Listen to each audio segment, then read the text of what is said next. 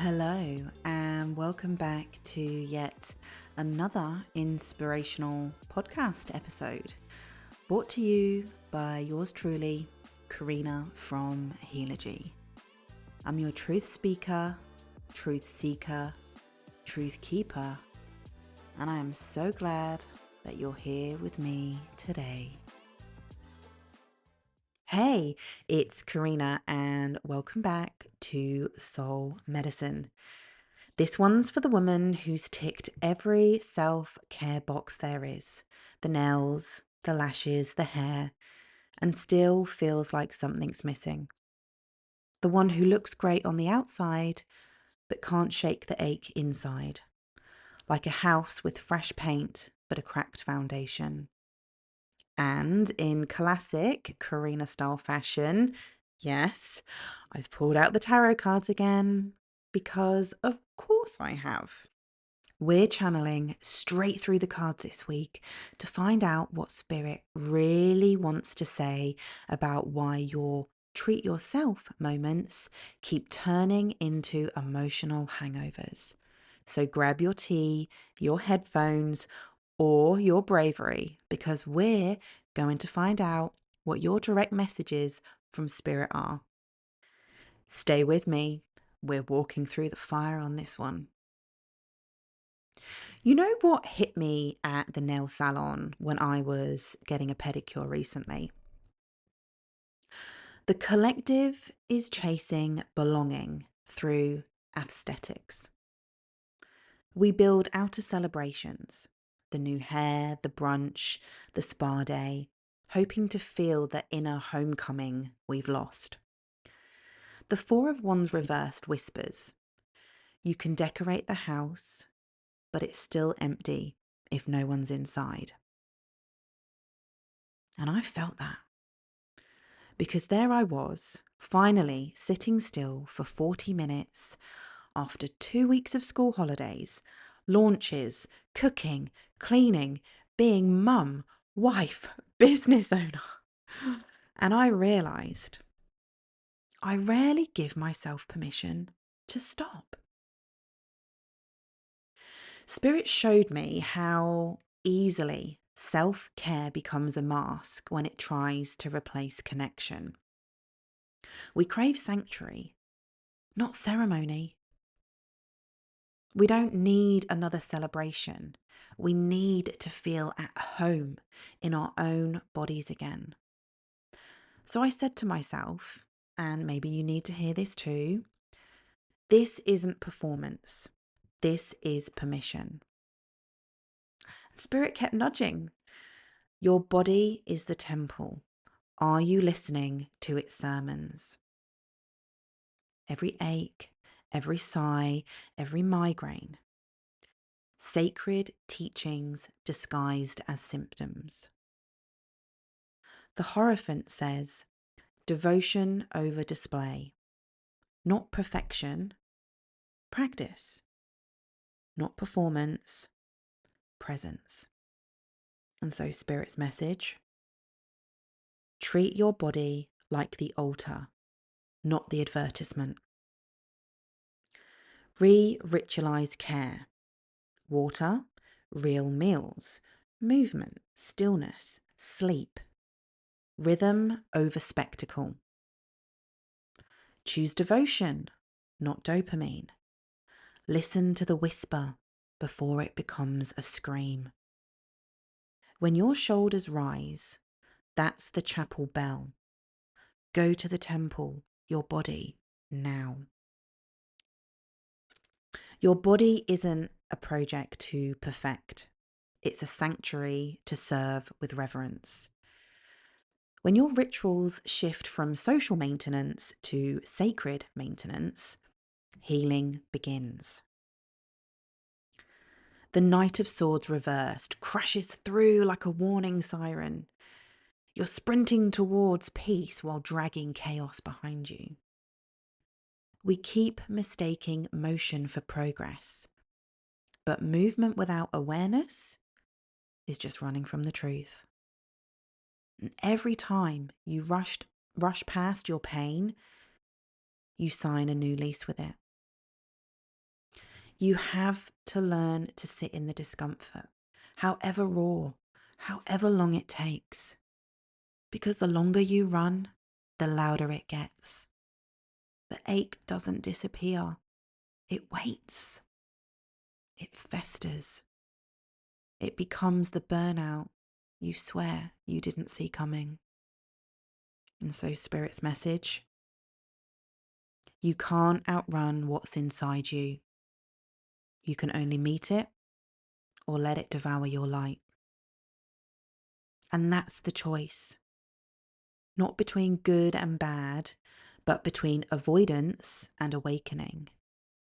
Between numbing the ache or finally naming it. Between performing peace and living it. So when I ask, when will you choose it? I mean, when will you choose yourself? When will you choose to stay, to stop sprinting, and actually stand in the fire long enough to let it forge you? Change isn't a reward, it's a reclamation. You either choose to meet the truth on your own terms, or you wait until burnout forces you to, because one way or another, the body will make you stop. Peace doesn't arrive through speed. It begins the moment you stop confusing distraction with healing and finally decide to face yourself. Only the truth can set you free, because truth is the flame that burns the illusion clean. The Nine of Swords is the midnight hour, the place no affirmation reaches. The room is quiet, but your mind isn't. It's the voice that whispers, what if I'm the problem? It's the shame that crawls back into bed with you, even when you've done all the work. Spirit showed me this clearly. You can't mantra your way out of the dark.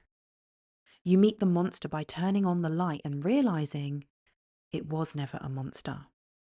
It was a younger version of you, begging to be held. This is the medicine that no one markets. The part where you stop decorating your pain and finally look it in the eye.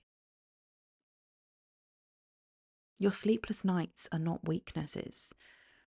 They're sermons. Every 3 a.m. panic is a knock from your soul saying, stop sedating me with busyness.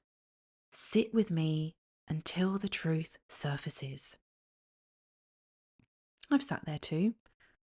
Mascara streaked, heartbeat in my throat, whispering to the dark, I can't do this anymore. And Spirit said back, good, then don't. Let the old self die here. Let the mask drown so the woman underneath can finally breathe.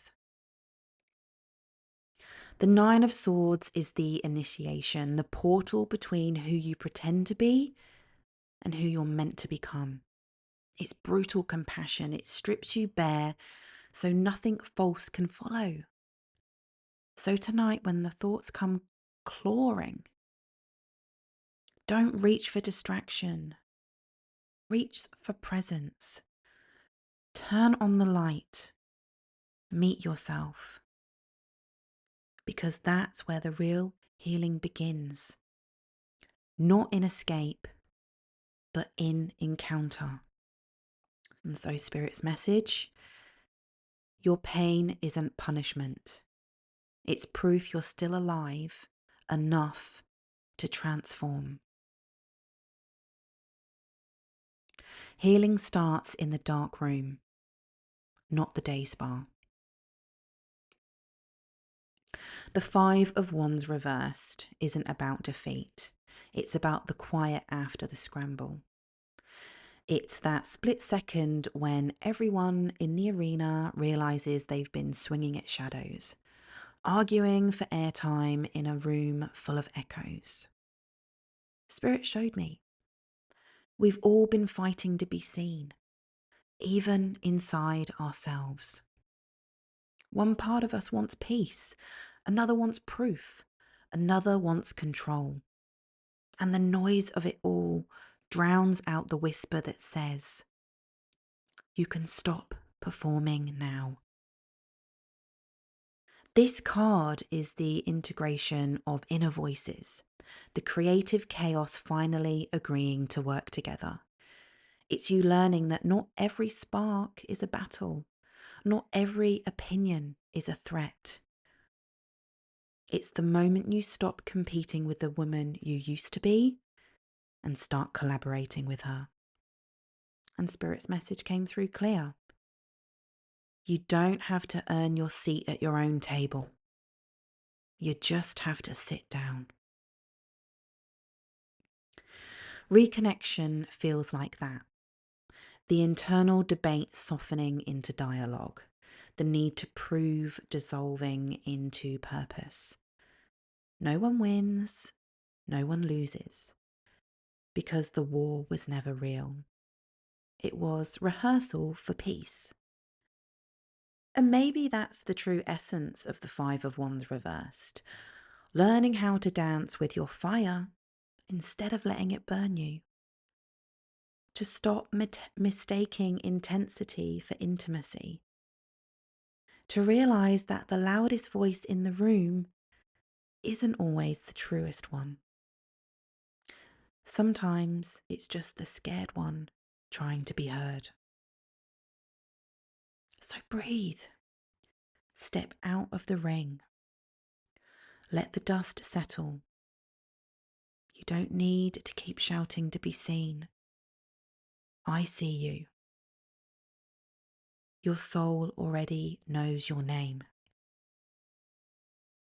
And Spirit's final whisper, the moment you stop fighting yourself, you make space for grace. And so I invite you to try this with me, this embodiment practice right now. Okay, I just want you to close down your eyes. And I want you to breathe, not the polite kind, but the kind that shakes loose the dust in your lungs. And I want you to inhale through your nose until your ribs remember they were built to expand. And exhale through your mouth until the armor slides off your shoulders. And Spirit says, your breath is the bridge between who you were and who you're becoming. Now place one hand on your heart, one on your belly, the meeting point of truth and instinct. Feel that pulse. That's life saying, I'm still here, even after everything. And let the air move like fire through you. Each inhale, draw in your power. And each exhale, release every should that ever kept you small. Then whisper, not softly, but like a vow. Okay, you're setting the intention. I choose presence over performance. Again, louder until your cells hear you. I choose presence over performance. Stay there until you feel the shift, the electricity of remembering that your body isn't a cage. It's the altar where transformation happens. This is where healing stops being an idea and starts being breath, pulse, motion. Spirit's closing whisper. You are not the wound. You're the wildfire that purifies it. The truth is simple, but it isn't soft. Self-care soothes. Soul work transforms. You can keep polishing the surface, or you can rebuild from the foundation up. The polish will fade. It always does. But the woman who meets herself in the mirror after the breakdown, She doesn't. She becomes something elemental, part ember, part earth, rebuilt from the ashes of her own awakening. And here's your reflection for the week. Where are you mistaking maintenance for healing? And what would change if you treated your healing as holy ground instead of an afterthought? Because healing isn't a trend, it's a reclamation.